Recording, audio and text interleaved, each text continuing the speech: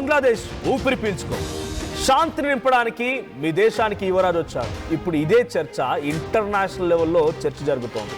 ఎందుకు నేను ఇక్కడ యువరాజు అని మాట్లాడుతున్నాను, బంగ్లాదేశ్ గురించి ఇక్కడ ఉద్దేశించి మాట్లాడుతున్నానంటే ఫిబ్రవరి 12, 2026న బంగ్లాదేశ్లో ఎన్నికలు జరగబోతున్నాయి.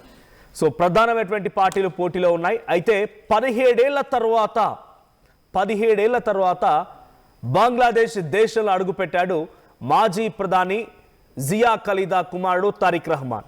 సో తారిక్ రహమాన్ అంతకు మునుపు ఇక్కడ ఉన్నప్పుడు ఆయన బంగ్లాదేశ్ నేషనలిస్ట్ పార్టీలో చాలా క్రియాశీలకంగా ఉండేవాడు. ఎంతటి క్రియాశీలకంగా అంటే తన తల్లి ప్రధానిగా ఉన్నప్పుడు 2001 నుంచి 2006 వరకు, అంతకంటే ముందు 1991 నుంచి 96 వరకు సుమారుగా 10 ఏళ్ల పాటుగా తన తల్లి ప్రధానిగా ఉన్నప్పుడు ప్యారలల్గా పిఎంఓ కార్యాలయాన్ని తన పార్టీ కార్యాలయం నుంచి నిర్వహించేవాడంట. అంటే అంతటి ఒక ప్యారలల్ గవర్నమెంట్ని పవర్ఫుల్ లీడర్గా రాణించాలనుకున్నాడు.